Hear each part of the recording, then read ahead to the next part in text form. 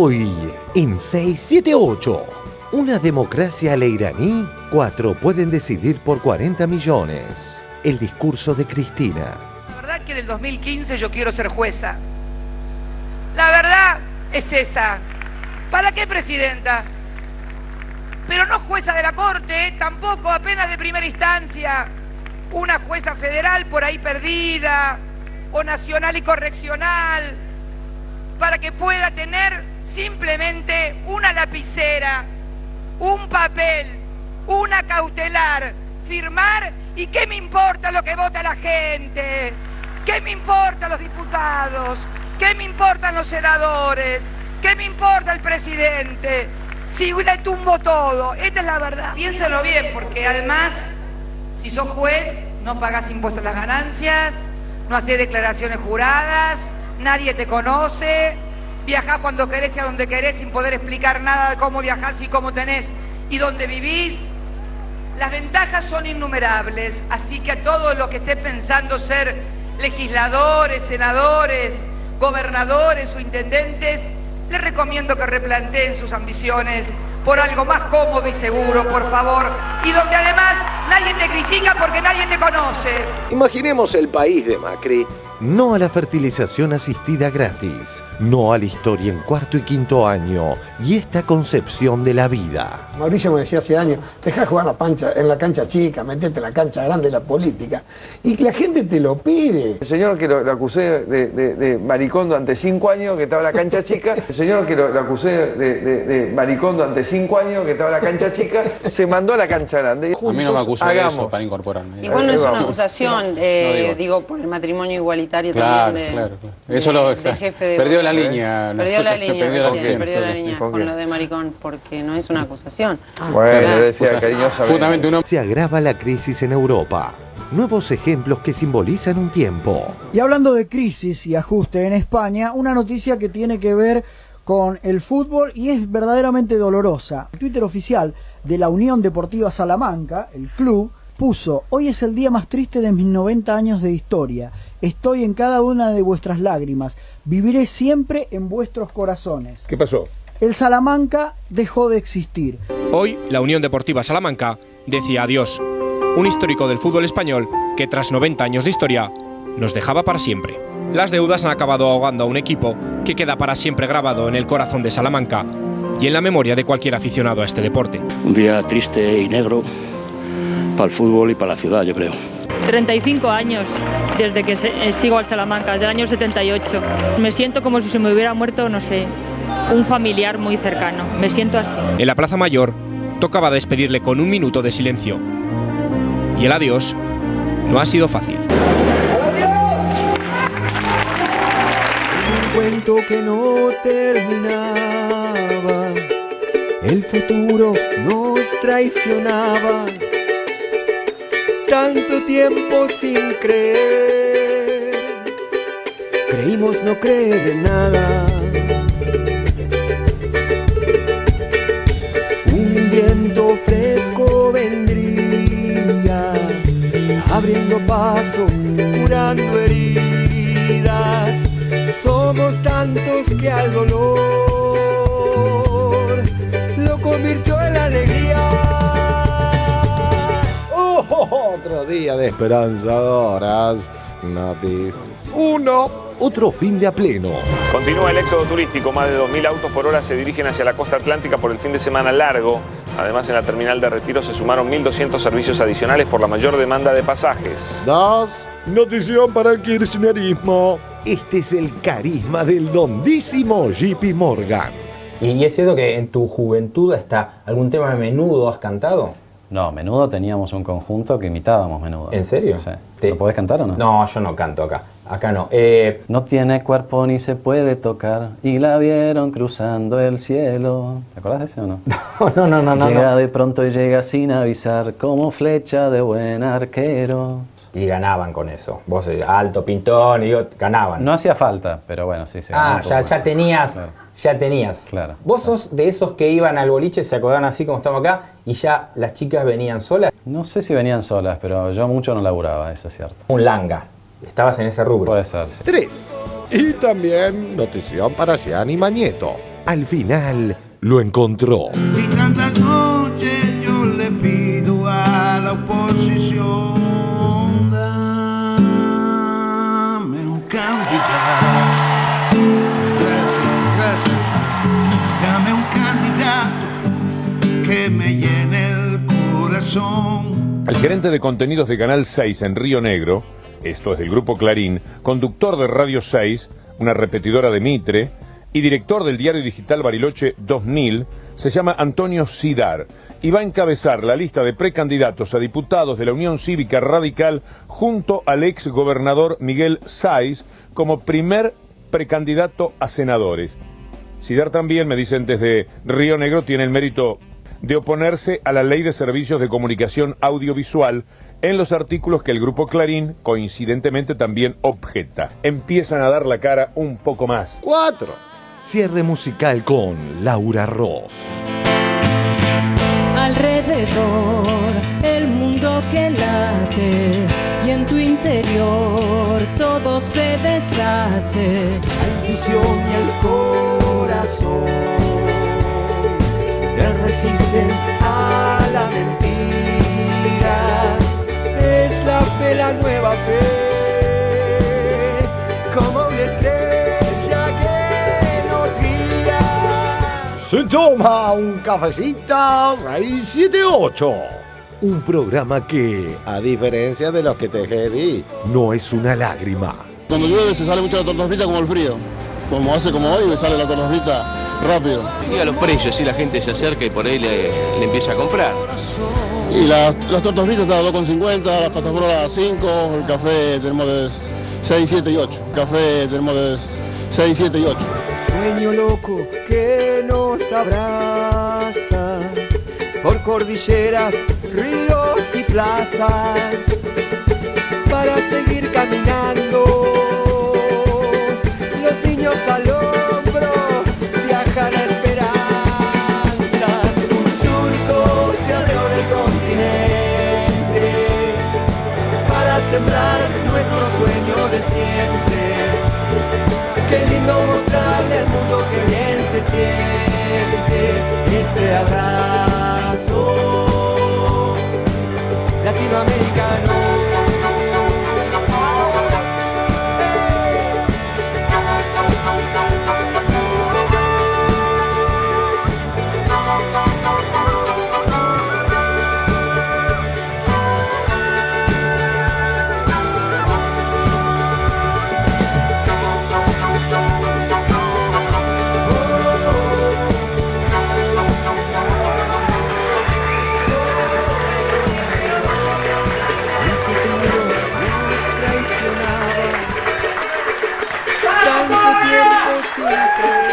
Compatriotas de la patria grande, bienvenidos a 678 en un día tan especial como el día en que se conmemora la muerte del general Belgrano, del doctor Belgrano, y en que recordamos la creación de la bandera. Un hombre que supo desobedecer a tiempo, un hombre que entendió la patria mucho antes que otros.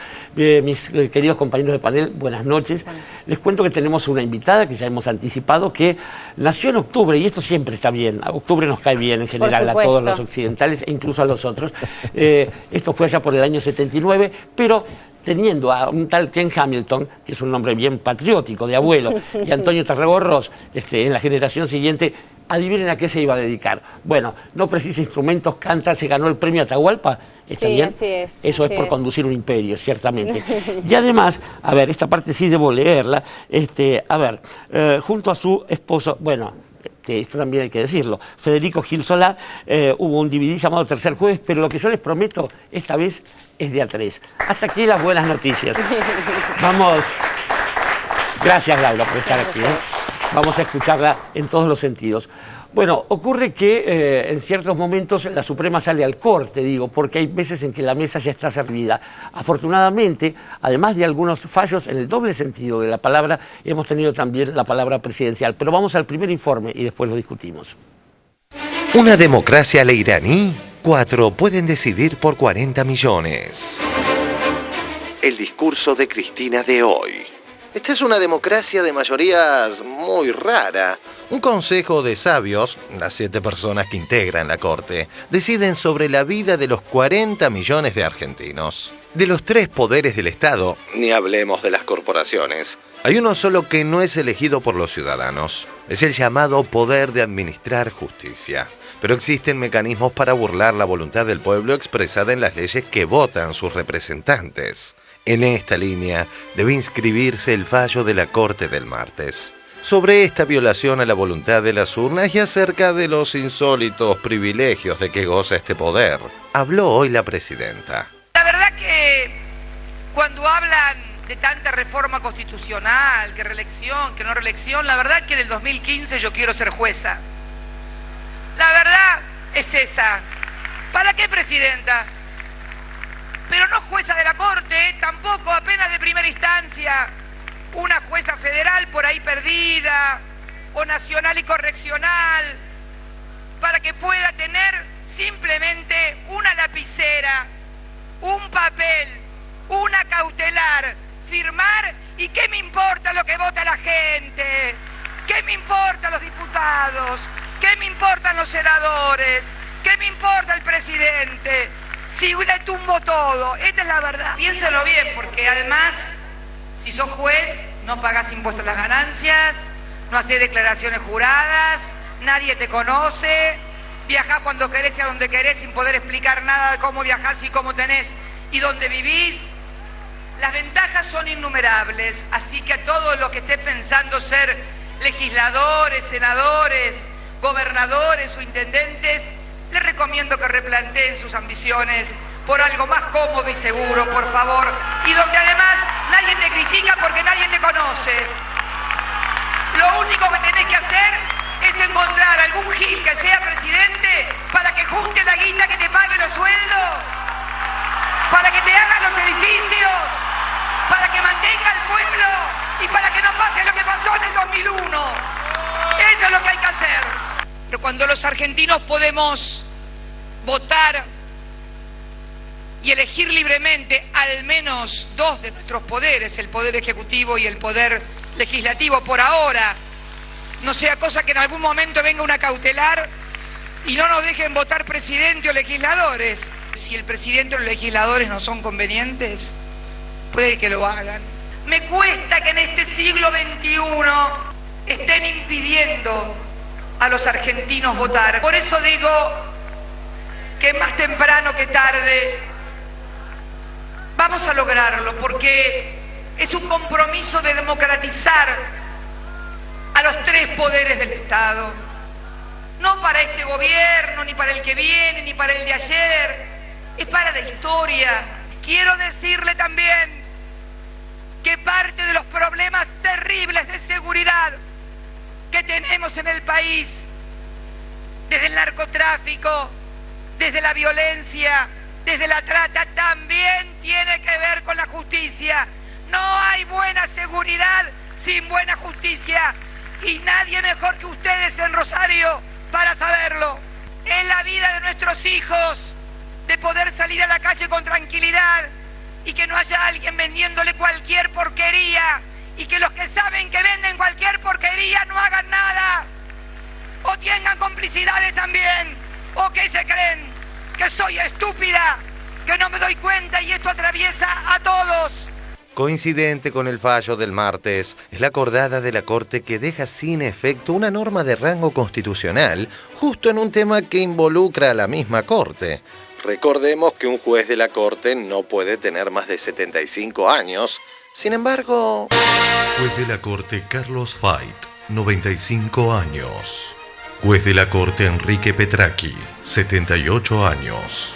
La edad, pero también la pertenencia social de un hombre que tiene una familiaridad directa política con uno de los popes más importantes de los diarios interesados en que el gobierno estalle por los aires, cuando hay una deuda cuantiosa del diario La Nación, y él es cuñado del señor Escribano, que es un hombre muy importante en el diario La Nación. Cuando uno se queda demasiado tiempo en un sitio, ¿no hay otro que lo pueda hacer? Más allá de parentescos, fallos consecuentes y gerontocracia, Lo cierto es que al Poder Ejecutivo y al Legislativo lo elegimos los 40 millones y no así al Consejo de Sabios Saleirani.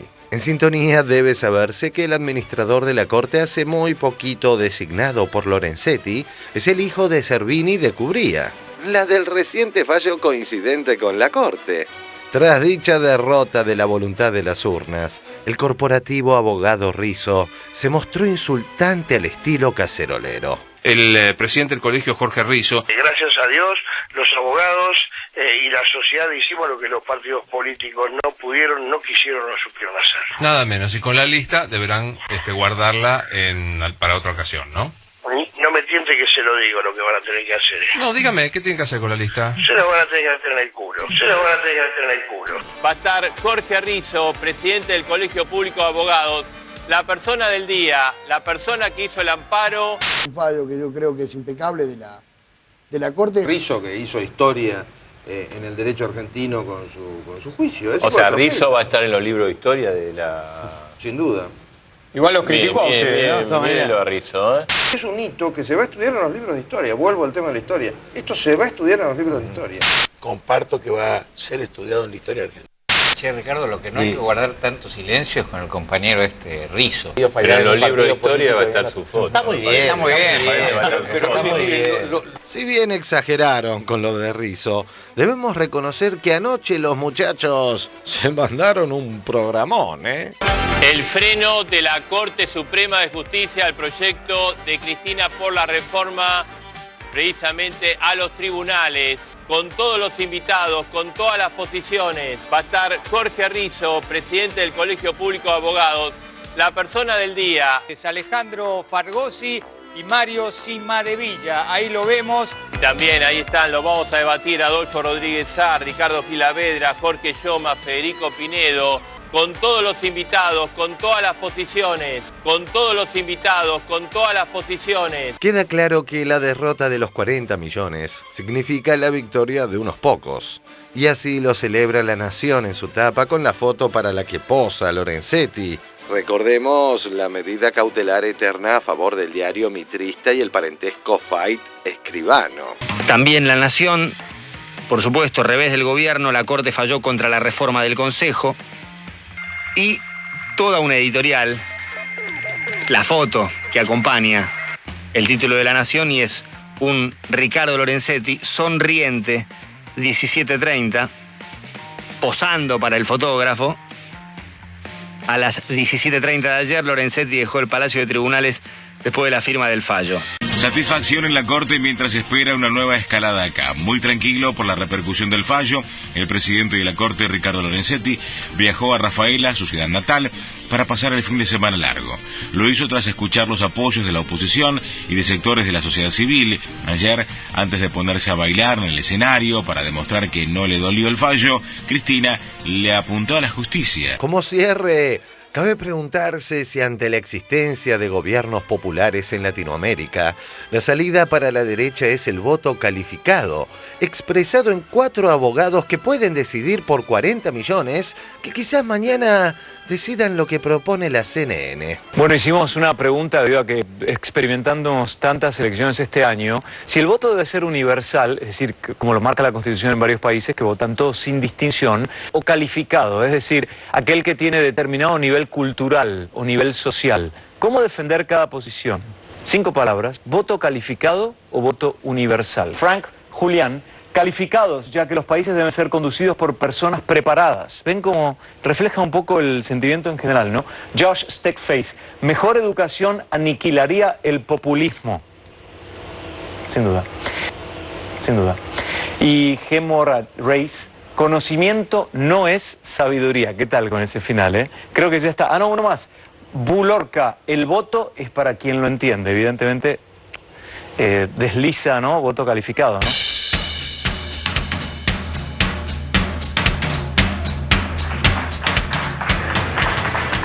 Un viejo apotema jurídico afirma que en la moto la carrocería es uno. Digo, realmente hay cosas que no tienen objeción posible. Quiero decir desde mi cercanía con la cultura iraní que no es tan parecido a esto de la corte. Hay una autoridad que es Ali Khamenei, el sucesor de Khomeini, hay un consejo y después la gente vota y elige presidentes, que no siempre son Ahmadinejad, digo porque hay uno nuevo. Pero bueno, quería, Laura... a ver, nos enfrentamos a una situación donde aparentemente hay un saber extraño, que es este de la ley, que le pertenece a unos pocos. ¿Cómo vive un artista esto? ¿Desde dónde? Bueno, como cualquier ciudadano, supongo, en principio. Y por otro lado, me parece que lo que está piola es que son temas que esto está haciendo este gobierno, que a mí me parece que está muy piola. Se tiran temas sobre la mesa, la pelota empieza a correr, aunque no se resuelvan muchas cosas ahora. Se está hablando de cosas que no se habló nunca, ¿no? Y, o sea, todos nos hemos quejado de la justicia, entre comillas, argentina, del sistema judicial, ¿no? Y sin embargo, nunca estuvo puesto tan claramente, digamos, en términos tan claros. Yo soy una bestia, por ejemplo, ¿no? Hay un montón de cosas que no entiendo, yo elijo a quién creerle, yo qué sé yo, tengo mis preferencias, pero no sé nada de leyes, no soy abogada ni nada de eso, y sin embargo hay un montón de cosas que me doy cuenta instintivamente, y en este momento creo que ese instinto se está viendo, como le pasará a muchas otras personas, supongo, se está viendo como respaldado por toda esta situación, y me parece que es de todos modos importante, aunque las cosas no nos salgan ya como pensamos que tendrían que ser. Yo le pregunto a Nora Beiras, siendo yo un ciudadano común, y suponiendo, como suponen muchos jueces, que no conozco la ley, entonces no soy imputable, no puedo ser castigado por aquella norma que yo desconozco, ¿no? Bueno, está claro que me parece que lo que hace el gobierno y particularmente la presidenta con la sinceridad, la frontalidad de su discurso es poner todas las cartas sobre la mesa. No hay una disputa política evidente.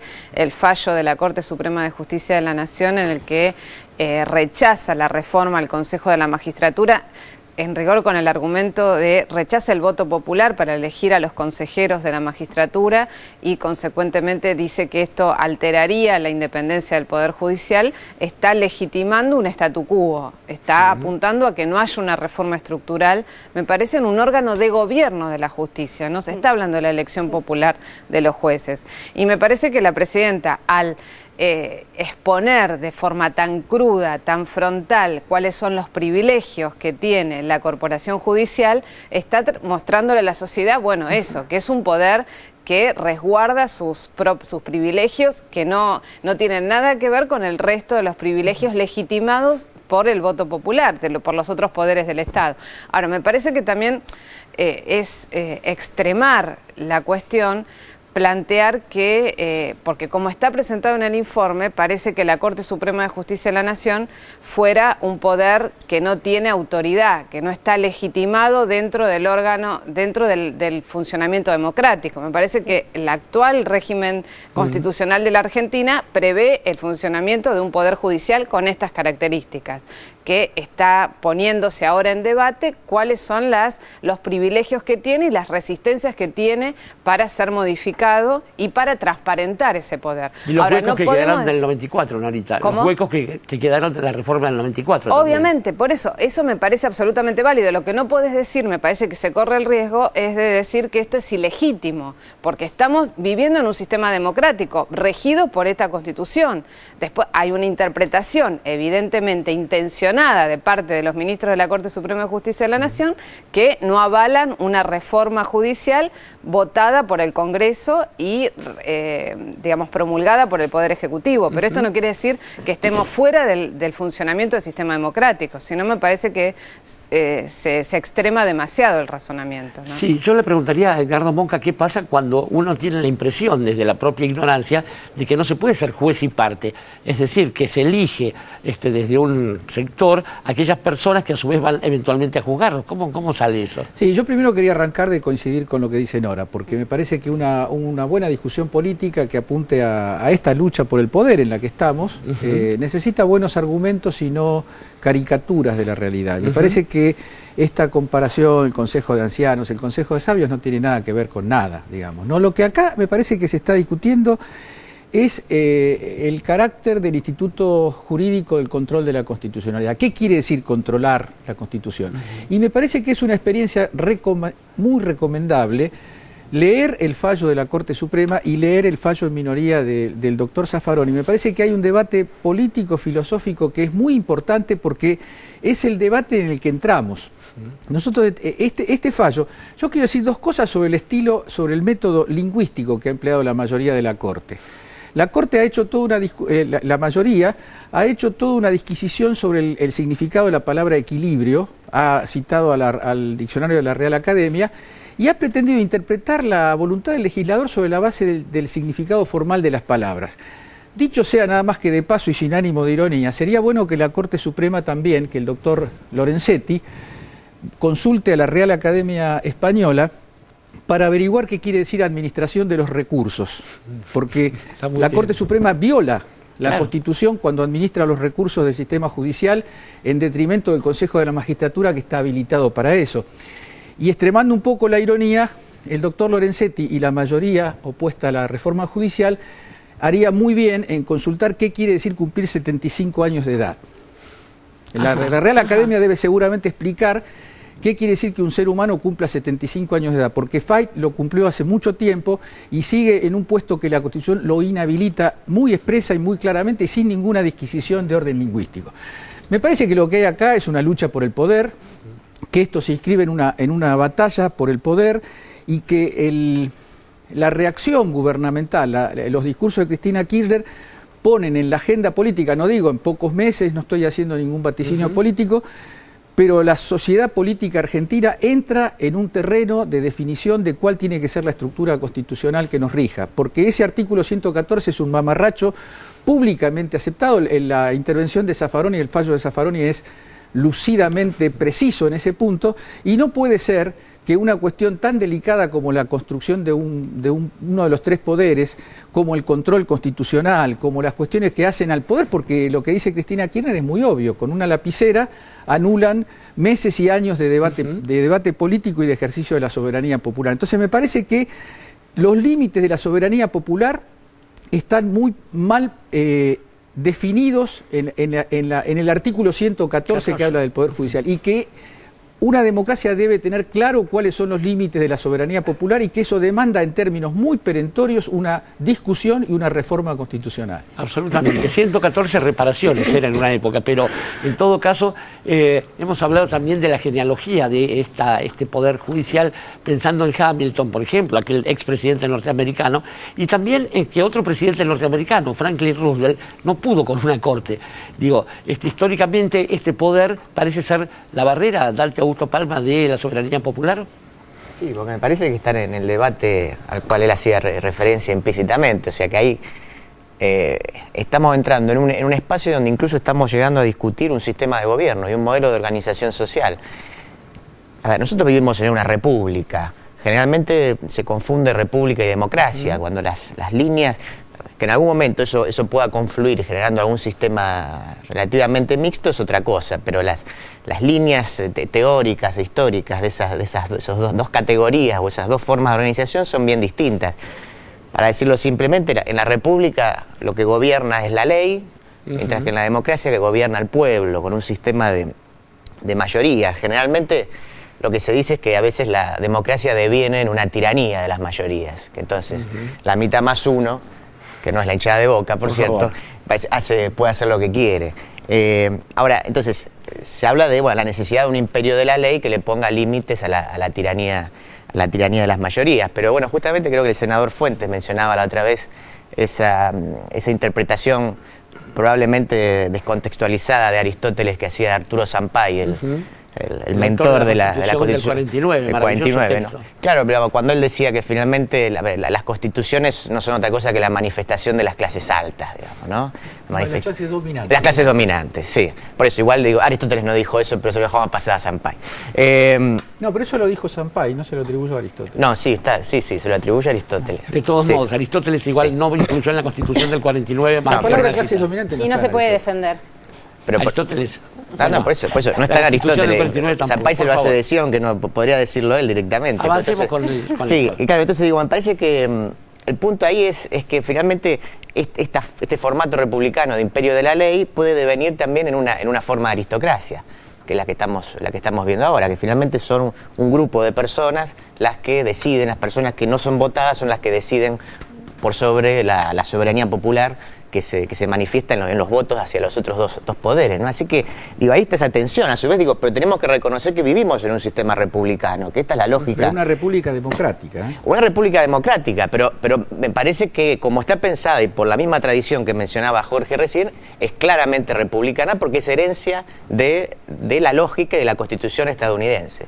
Pensemos que las repúblicas democráticas en la historia reciente de Occidente eran los países socialistas también, ¿no? El corazón de una república democrática es la soberanía popular. Absolutamente. Y todo lo demás son dispositivos que tienden a evitar que la soberanía popular desborde los límites de los derechos de las minorías. Pero yo pienso, tengo la opinión, y quiero ser claro en eso, a mí no me parece que la idea de que somos una república habilite la existencia de un poder aristocrático que se ponga por sobre la soberanía popular. Este es mi punto de vista.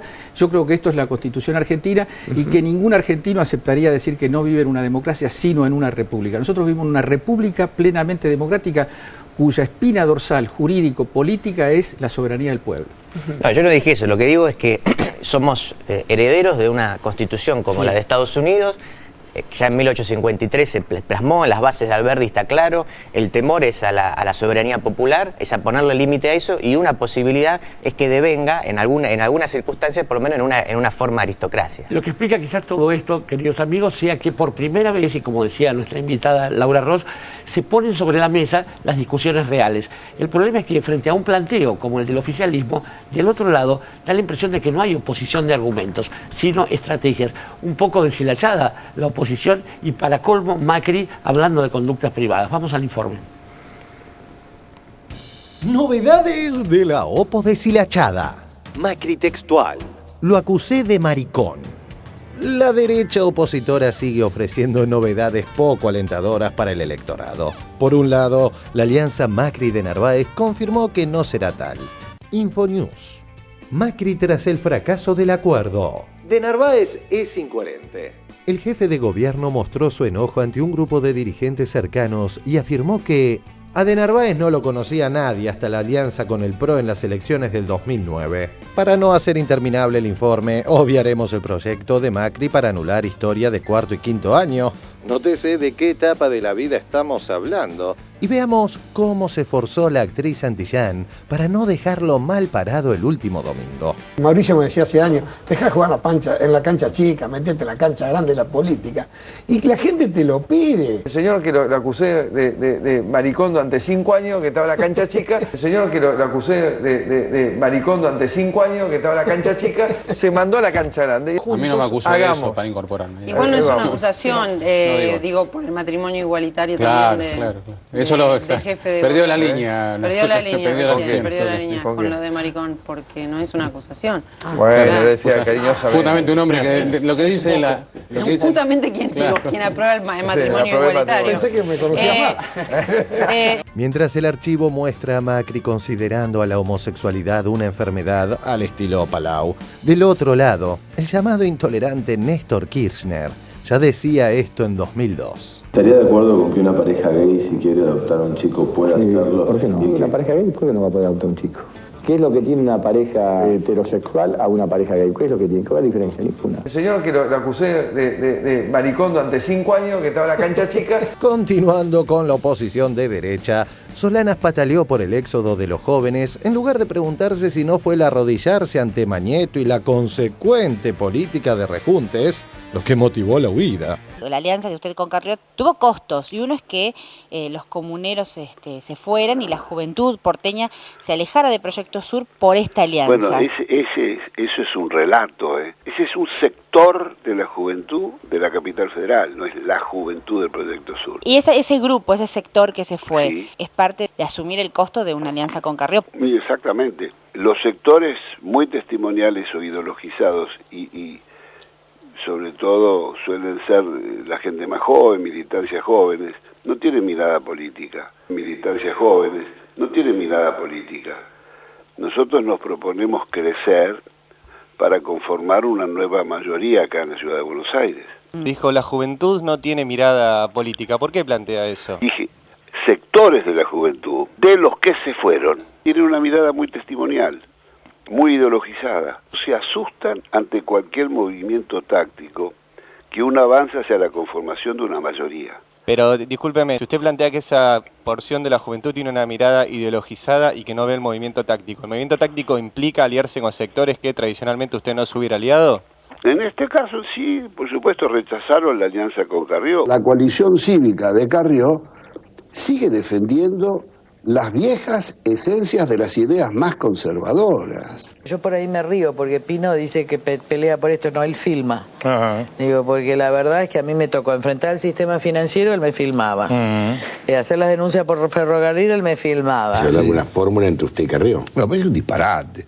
Acá se habla cualquier cosa en cualquier momento. Nosotros estamos en la vereda de enfrente. ¿El movimiento táctico implica aliarse con sectores que tradicionalmente usted no se hubiera aliado? En este caso sí, por supuesto rechazaron la alianza con Carrió. El acuerdo y la alianza entre Alfonso Pratgay, Victoria Donda. Carrió me parece una mujer que eligió la acumulación electoral, pensó que esa acumulación venía por derecha, eligió a Pratgay como quien le diagrame su plataforma económica. Es un proyecto político con el cual coincido en casi nada. ¿Ustedes se sienten identificados como la construcción de un espacio de centro-izquierda? Yo sí. Yo también, sí. Claro. Esto nos une hoy acá. Pensó que esa acumulación venía por derecha, eligió a Pratgay. Pratgay trabajaba para el JP Morgan. Más tarde se sumó a los equipos técnicos del candidato a jefe de la ciudad de Buenos Aires, Mauricio Macri. ¿Ustedes se sienten identificados como la construcción de un espacio de centro-izquierda? Yo sí. Yo también, sí. Claro. Esto nos une hoy acá. Pero hasta Mariano Grondona se mofa del pretendido zurdaje del JP Morgan. Este espacio de centroizquierda, hay muchos que le cuestan ubicarte en la centroizquierda, pero de hecho así se presenta globalmente. Entre ellos yo. Bien. Pero tienen que ver mis proyectos de ley. Sí. Tiendo a creer que todos son de centro-derecha, pero puede ser que me equivoque, ¿no? Sí, Mariano. Entonces, aunque de derecha, en esta menuda entrevista que le hace su diario amigo, Pratgay se muestra chispeante. Alfonso Pratgay es un hombre serio, formal, con formación de la economía. ¿Cómo te sentís hoy cuando caminás con Vicky Donda? Como que tienen estilos muy distintos.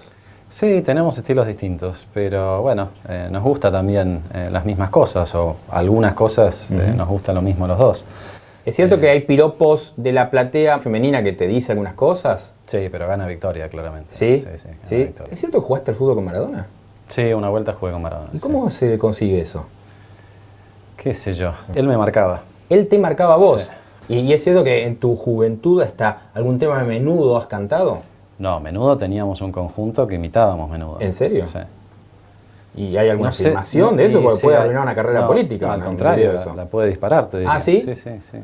Menudo, por ejemplo, lo actuamos más de una vez en algunos teatros inclusive. Y bueno, para aflojarse, viste, antes en la previa tomábamos un whiskycito o algo, nos íbamos aflojando y ahí arrancábamos. ¿Lo podés cantar o no? No, yo no canto acá. Acá no. No tiene cuerpo ni se puede tocar y la vieron cruzando el cielo. ¿Te acordás de ese o no? No. Llega de pronto y llega sin avisar como flecha de buen arquero. Y ganaban con eso. Vos, alto, pintón, y ganaban. No hacía falta, pero bueno, sí se ganó. Ya tenías. Claro. Ya tenías. Claro. ¿Vos sos de esos que iban al boliche, se acordaban así como estamos acá, y ya las chicas venían solas? No sé si venían solas, pero yo mucho no laburaba, eso es cierto. Un langa. Estabas en ese rubro. Puede ser, sí. Alfonso Pratgay es un hombre con formación de la economía. ¿Es cierto que hay piropos de la platea femenina que te dice algunas cosas? ¿Vos sos de esos que iban al boliche, se acordaban así como estamos acá, y ya las chicas venían solas? Y ganaban con eso. Vos, alto, pintón, y ganaban. Alfonso Pratgay es un hombre serio, formal, un langa. Estabas en ese rubro. Puede ser, sí. La OPO no da pie con bola y encima vuelve el crecimiento a tasas chinas que ya empiezan a reflejar las cifras de ventas de autos, construcción, Día del Padre y fin de largo. Clarín tuvo que reconocerlo en lugar poco destacado y lo hizo desde la óptica del perjuicio que le causa la oposición a la que patrocina. En el diario Clarín del sábado, en el bolsillo, un reto para la oposición. Vuelven las tasas chinas. El regreso de las tasas chinas es el desvelo de los economistas que actúan en la oposición. No se trata de una película clase B, sino de las tasas de crecimiento de mayo, este mes y el que viene. En un encuentro con economistas esta semana nos pusimos a barajar pronósticos para el trimestre y se habló de meses con crecimiento otra vez a tasas chinas. Relata Luciano Laspina, economista jefe del Banco Ciudad y precandidato a diputado del PRO en Santa Fe. Argentina no creció en el 2012, no va a crecer en el 2013, o va a crecer poquito, 1, 1,5, a lo mejor 2. La Argentina se tiene que olvidar de crecer a tasas chinas. La economía se ha desacelerado, que era una de las cosas del gobierno como un gran mérito, crecimiento a tasa china, ya no existen.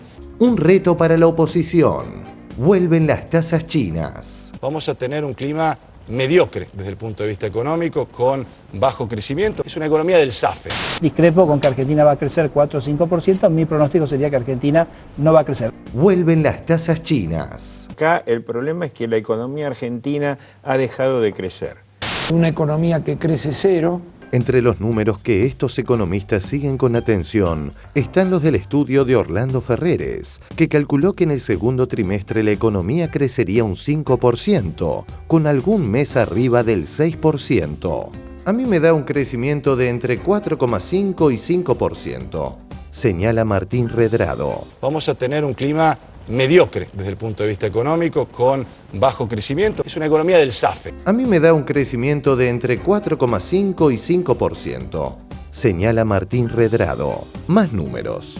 En mayo la producción de autos creció 32,2% y la venta de materiales de la construcción, índice Construya, 9,3%. ¿Cómo haces campaña diciéndole a la gente que la economía está mal cuando los números que están sobre la mesa son estos? Se preguntaba un economista del armado PJ Pro, justo antes de las elecciones.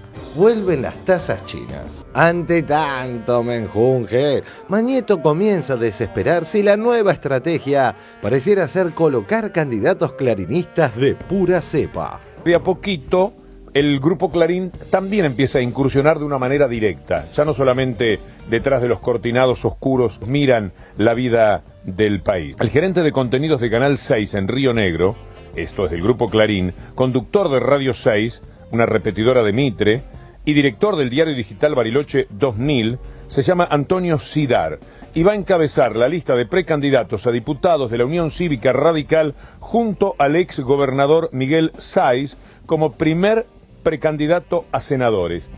Sidar también, me dicen desde Río Negro, tiene el mérito de oponerse a la Ley de Servicios de Comunicación Audiovisual en los artículos que el Grupo Clarín, coincidentemente, también objeta. Empiezan a dar la cara un poco más.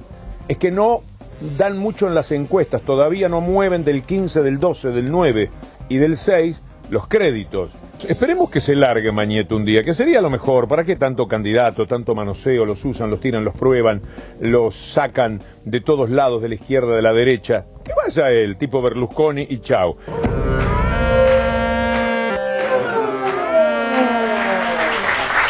Bueno, la sabiduría popular indica que si uno consume menudos con whiskycito, después cree que Maradona lo marca. Pero bueno, Gay es left friendly, sería esto, ¿no? Edgardo Moca. Digo, hay una confusión ideológica tan curiosa. No, una trampa, todo gira en torno a esta idea de hacer bonitos y simpáticos a los candidatos. Sería interesante saber qué cosas novedosas. Con Tumini están trabajando todavía, pero bueno. Sí, el otro día le preguntaron a Tumini cómo fue que le dijo del CEL. Dijo, yo tengo tal o cual plan con Victoria Donda, pero le tengo que preguntar a Tumini. Todo está hecho en un formato de talk show, de berreta, y me parece que en un día como hoy, después del discurso de Cristina y del fallo de la Corte Suprema, las cosas son más difíciles para los que quieren escamotear y quieren ocultar qué es lo que vamos a votar. Obviamente vamos a votar diputados y senadores, el gobierno sigue y demás. Pero cada vez es más restringida la posibilidad de que la gente vaya a votar sin saber que hay un problema de poder político que se está resolviendo y que pueda pensar, bueno, yo voté a Cristina, pero voy a votar a este otro a ver qué pasa. Está claro que acá los proyectos de país no son 5 o 6, son 2 proyectos de país. Uno claramente formulado, argumentado, con un relato histórico que lo sostiene, con una cantidad de políticas públicas que alimentan la confianza de un sector de la población, y otro que se basa en negaciones, que se basa en maniobras de orden corporativo, que se basa en los resabios que hay en el Poder Judicial, en las corporaciones económicas, y que oculta de modo muy prolijo y muy sistemático ¿qué país vamos a tener? ¿Qué va a pasar con las asignaciones familiares universales? ¿Qué va a pasar con la energía? ¿Qué va a pasar con las AFJP? ¿Qué va a pasar con la ley de medios, con el fútbol para todos, con los salarios, las convenciones colectivas, con las relaciones internacionales privilegiando la integración? Los shows son shows porque la única manera que tienen es tratar de tener candidatos simpáticos, lindos, ganadores, tipo que alguien puede ser que lo vote a Prat Gay porque se crea que el tipo es un galán, bueno, qué sé yo, eso me parece que da para situaciones donde está claro que no hay mucho en juego. En la década de los 90, votar a uno, votar a otro, el mundo iba en esa dirección, el país iba en esa dirección. Hoy las cosas están cada vez más claras y me parece que la estrategia política, los discursos de Cristina Kirchner de estos días también deben ser leídos en esa clave, de poner el escenario electoral bajo la luz de lo que se está disputando, del carácter de disputa por el poder que ha asumido esta situación. La veía a Laura Ross sonriendo entre la indignación y bueno, ya la carcajada. Digo, porque estas cosas que dice Edgardo, supongo que se ven desde cualquier ámbito también, ¿no? Sí. ¿Qué es lo que está enfrente de las AFJP o de la asignación universal? Bueno, en realidad a mí te digo, lo que me termina pasando es que me da la sensación de que hay muchos de estos candidatos que en realidad no quieren acceder al poder. Porque, por ejemplo, Pino Solanas, ¿no? Por poner un ejemplo. Pino Solanas se la pasó durante toda su carrera alejándose de su posible electorado, porque Pino Solanas hasta hace poco tiempo era un candidato de la izquierda, digamos, del progresismo, y se la pasó traicionando a su electorado. Después empezó a girar hacia la derecha, pero tampoco se hace cargo de eso. Entonces, en realidad no está con nadie. Yo creo que una persona así es una especie de la nata de la política, en el sentido de que está cómodo en ese lugar, digamos, enfrente, porque desde enfrente se puede señalar. Cuando uno está sentado en el lugar de hacer, es el señalado. Entonces, me da la sensación de que en algunos casos tiene que ver con eso. En otros no, digamos. Por supuesto, en otros hay un claro proyecto político. Macri tiene un claro proyecto político, aunque ni él lo sepa, porque no sé si entiende algo de la vida, pero evidentemente lo tiene y está conteniendo a un grupo social determinado y a otros que, qué sé yo, que yo no comprendo muy bien, pero que existen y están, digo.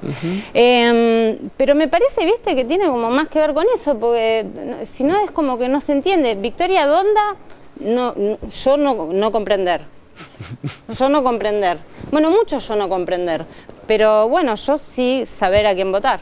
Eso es porque estás con los pueblos originarios, me pareció. Orlando Barone, sé de tu mirada crítica sobre esto, pero esto ya es un poco excesivo.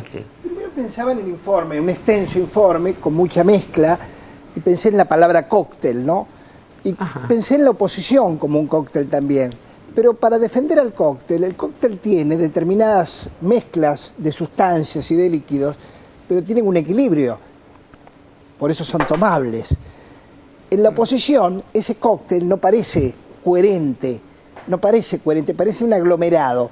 Y me da la impresión también que cuando uno hace sátira, que es el informe, corremos el riesgo a veces en el informe, yo entiendo que es dificultoso, de no remarcar la sátira. Y a veces parece que uno hace la épica a favor de todos los que aparecen ahí como una propaganda. Porque en los programas donde ellos van, ellos se sienten a favor. Por lo cual, cuando estoy pensando en nuestro espectador, cuando mira, ¿siente que eso es una sátira o tenemos que remarcarlo nosotros? Porque acuérdense de aquella famosa sátira de Jonathan Swift, en donde él recomendaba comerse a los chicos pobres para sacárselos de la carga familiar, y armaba todo un truculento menú de fábula, en donde obviamente desaparecían los chicos pobres porque se los comían los ricos. Por supuesto que si uno no lee la fábula bien, cree que es un sanguinario el autor, y precisamente el autor lo que estaba diciendo, que esa era la barbaridad que podía subsistir en el pensamiento de los retrógradas. Bueno, existió Gran Bretaña después para confirmarlo, ¿no? Exacto. A mí me queda la duda siempre frente a estos informes, me queda la duda si no nos repetimos a veces en estos informes. Por ejemplo, la caricatura vos lo describiste bien un poco cuando dijiste lo de Prat Guy. Bueno, es un criterio por qué elegimos, porque si no volvemos al voto calificado. Cada uno elige las multitudes, los 40 millones de argentinos, o los que votan, que no son 40, votan por distintas circunstancias a sus candidatos. Lo que sí es cierto, permítame dialogar conmigo mismo, mientras el kirchnerismo tiene cada vez más identidad, vamos a ponerle la K como una letra dura, fuerte, la oposición creo que tiene el demérito que pierde identidad. En esas aglomeraciones y alianzas va perdiendo identidad de partido. Ya no sabemos, como lo explicaba muy bien acá, acerca de a quién pertenece Pino, a qué pertenece Donda, bueno. Y lo otro que a mí me parece que puede ser interesante para el programa, para nosotros, pensar, es en la actitud, lo marcaron todos, y yo quiero decir esto. Esa parte en que la presidenta, vos hablaste de frontal, que usaste ese término. Crudo. Cuando la presidenta, con esa énfasis, vamos a llamarle, si fuera un editor de la revista Noticias, yo diría sacada. El editor de la revista Noticias diría que la presidenta está sacada. ¿Cómo ve el ciudadano a la presidenta en esa actitud de fortaleza, de coraje dialéctico, de posesión extrema frente a esto que ha ocurrido con la... Yo diría, cada uno tiene su posición tomada. Seguro. Yo diría sacada de contexto en este caso, porque la crudeza del discurso presidencial lo que establece es que por primera vez no se usan eufemismos y se habla claramente. Nora Veras, no sé cómo es tu lectura de ese otro conglomerado de la oposición, porque creo que si no está claro lo que quieren juntos, está claro lo que no quieren todos juntos, ¿no? Sí, a mí me parece, la verdad lo que me provoca mayor dolor en un punto, no sé si es el calificativo adecuado, pero me pasa eso. Es el discurso de Pino Solanas frente a un sector de la juventud de la capital federal y de la provincia de Buenos Aires, que rompió diciéndole que no está de acuerdo, que él está traicionando las banderas del Proyecto Sur al haberse aliado con Carrió, de quien él mismo decía que estaban en las antípodas. Porque que Pino Solanas, con su historia, con el cine que ha hecho, con lo que ha representado en la década del 70, en la década de los 90, e incluso en los albores del kirchnerismo, diga que los jóvenes están ideologizados y que esto implica que no entiendan de política, no entiendan la táctica de la política. Cuando él mismo dijo que era una alianza que se agotaba en octubre, porque no hay ningún proyecto posible, me parece que muestra a las claras el grado de oportunismo de esa alianza. Y también cuando, la verdad yo lo veía a Prat Guy. Prat Guy es un joven, digamos, un joven formado, un economista, un cuarentón, digamos, albacea de Amalita Fortabás, ¿no? El señor que llevó una de las manijas del cajón de una de las empresarias representantes de lo que ha sido la asociación entre el empresariado y lo peor de la historia argentina, ¿no? Los estadios de fútbol construidos por el cemento de Loma Negra, por esta mujer que fue ícono de la dictadura e ícono del menemismo. Prat Guy es el hombre a quien lo eligen para que maneje la fortuna de esta mujer, ¿no? Aliado ahora con Victoria Donda y con el radicalismo. Y por otro lado lo tenemos en esa mesa de Grondona, a Grondona con Rossi, el periodista que hablaba acerca de quién era la derecha, y Grondona ironizando con que todos son de centro derecha. Ahora, ayer fue difundido un comunicado, creo que desde el propio Rossi, en el cual él decía que Elisa Carrió, es decir, la aliada de Pino Solanas, le propuso ser el primer candidato a diputado nacional por Córdoba y que él está pensando qué hacer. Le pidió unos días para decidirlo, es decir, hasta el sábado, porque el sábado se presentan las candidaturas de las PASO.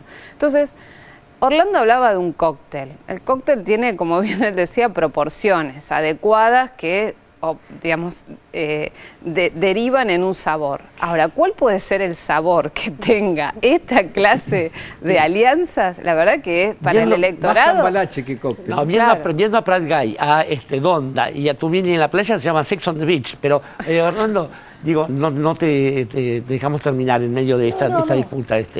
¿Vos crees que siempre tengo algo para decir? No, justamente, entonces te decía que no te dejamos terminar porque Dante Palma sí tiene algo para decir.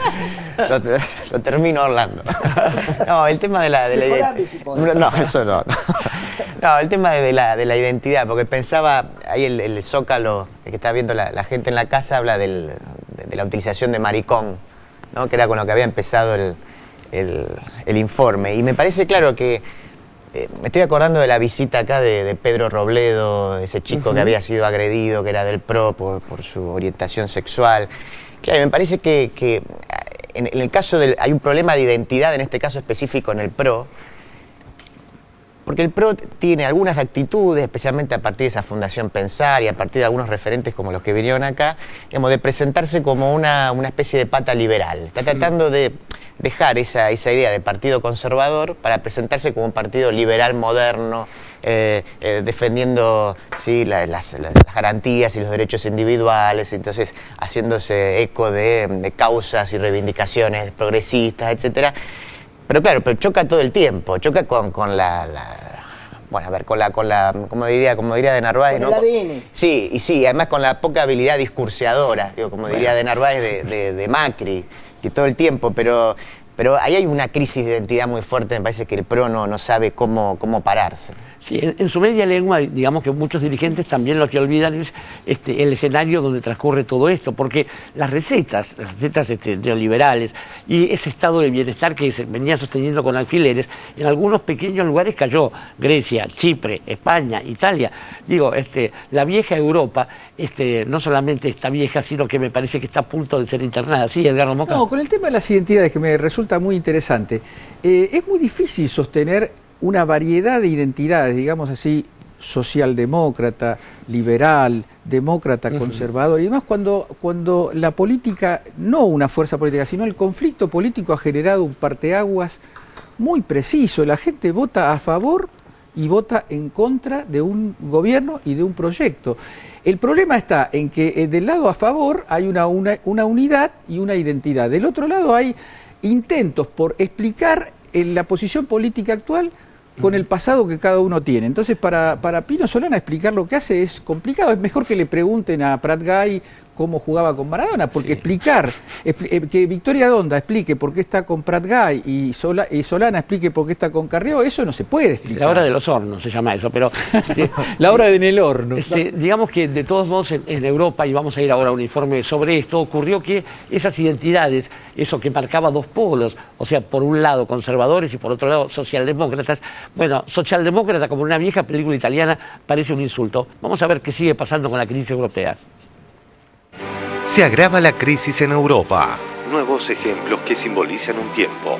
A los que fuimos alumnos poco aplicados, nos repetían que lo que natura non da, Salamanca non presta. En el marco de la crisis europea, no hubo préstamo que salvara al emblemático Salamanca. Y hablando de crisis y ajuste en España, una noticia que tiene que ver con el fútbol y es verdaderamente dolorosa. El Twitter oficial de la Unión Deportiva Salamanca, el club, puso: hoy es el día más triste de mis 90 años de historia. Estoy en cada una de vuestras lágrimas. Viviré siempre en vuestros corazones. ¿Qué pasó? El Salamanca dejó de existir. Hoy, la Unión Deportiva Salamanca decía adiós. Un histórico del fútbol español que tras 90 años de historia nos dejaba para siempre. Las deudas han acabado ahogando a un equipo que queda para siempre grabado en el corazón de Salamanca y en la memoria de cualquier aficionado a este deporte. Un día triste y negro para el fútbol y para la ciudad, yo creo. 35 años desde que sigo al Salamanca, desde el año 78. Me siento como si se me hubiera muerto, no sé, un familiar muy cercano. Me siento así. En la Plaza Mayor tocaba despedirle con un minuto de silencio. Y el adiós no ha sido fácil.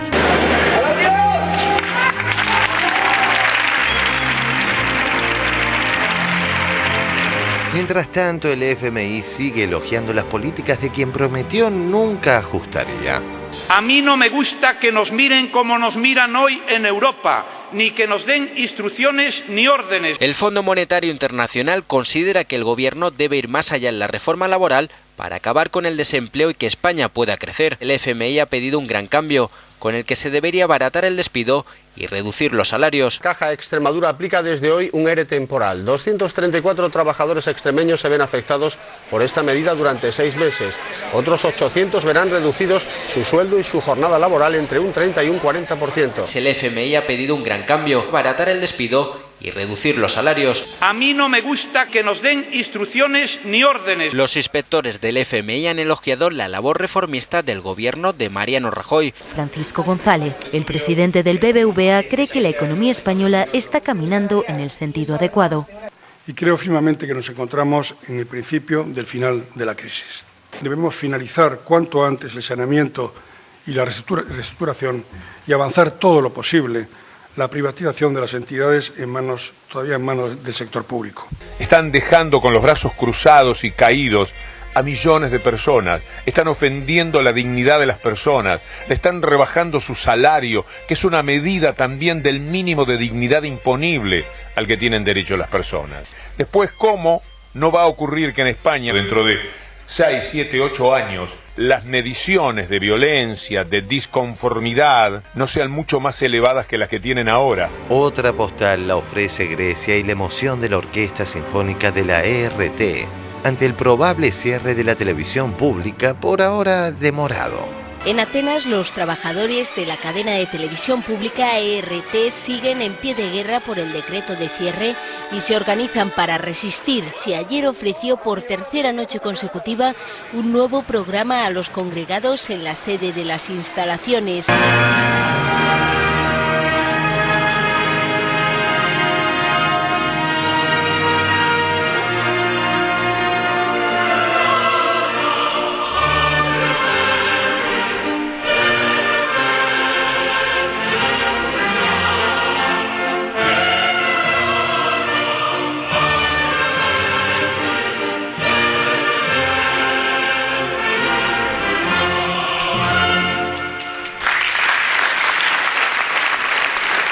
El deterioro del viejo continente deparaba parecida musical emoción en Milán hace 2 años. Antes de la actuación, Gianni Alemano, el alcalde de Roma, subió al escenario para dar un discurso denunciando los recortes del gobierno en el presupuesto de la cultura.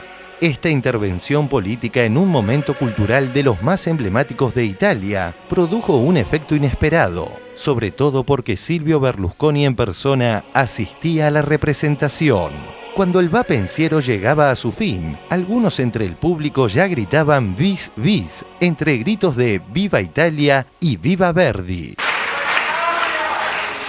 Sì, io sono d'accordo sul Viva l'Italia. Io non ho 30 anni e quindi la mia vita l'ho fatta, ma sono molto, come italiano che gira il mondo, molto addolorato per quello che sta avvenendo. Quindi se io rifaccio, per vostra richiesta e in vista del vostro pensiero, non lo faccio tanto o solo per ragioni patriottiche, ma in questa sera, mentre il coro cantava O mia patria più bella e perduta, ho pensato che se noi uccidiamo la cultura su cui è fondata la storia dell'Italia, veramente sarà la nostra patria bella e perduta.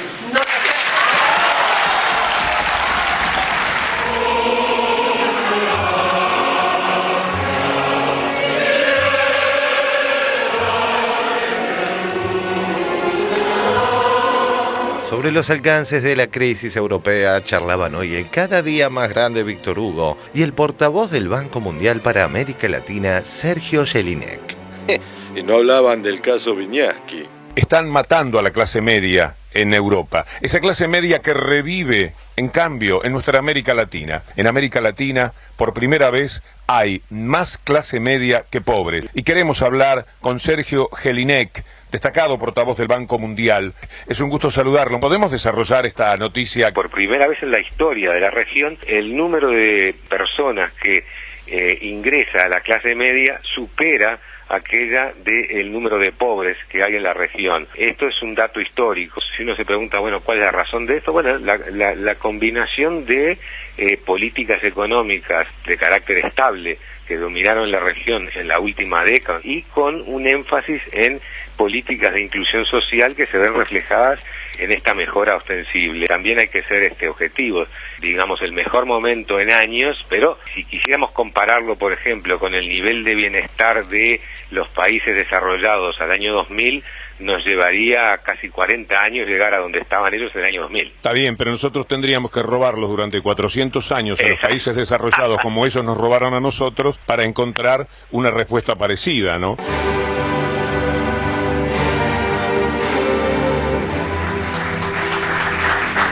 Qué bueno que como sucede con las óperas, haya un traductor como Víctor Hugo, ¿no? El Va Pensiero es una parte de la ópera Nabucco de Verdi, y hay un sector llamado Padania que quiere separarse de Italia, ¿no? Es curioso porque son bastante antisemitas y el Va Pensiero habla del pueblo israelí. Pero bueno, este es el problema de los no artistas. Laura, lo primero que desaparece en estos casos de crisis tiene que ver con la cultura, tiene que ver con esto, ¿no? Lo han sufrido algunos.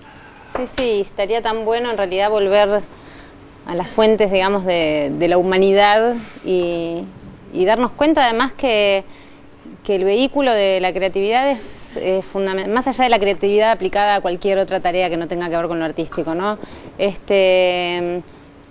Todo lo que tiene que ver con lo artístico es muy alimenticio, digamos, para la gente, para las personas como individuos y para los pueblos, ¿no? Y me daba una pena tremenda recién ver a la gente, me partió el alma realmente. Además, Italia, ¿viste? Grecia, no sé, es muy... no había visto todo esto, la verdad que me conmovió un poco, me hizo medio mal. Bueno, vamos a dejarla reponerse a Laurita Ross. Vamos a ir a un corte en 678 y después seguimos con este tipo de cosas que también hacen a la corte. ¿O le hacen a la corte? Bueno, cortesanos y cortesanas no es lo mismo. Ya volvemos.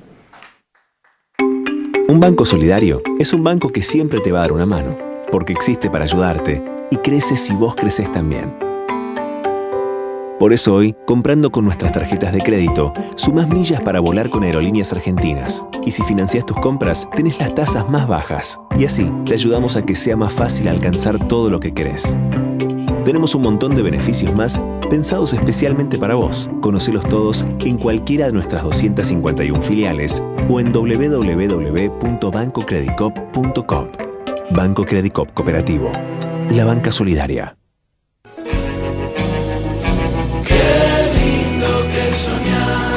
Soñar no cuesta nada, soñar y nada más, con los ojos abiertos. Qué lindo que soñar.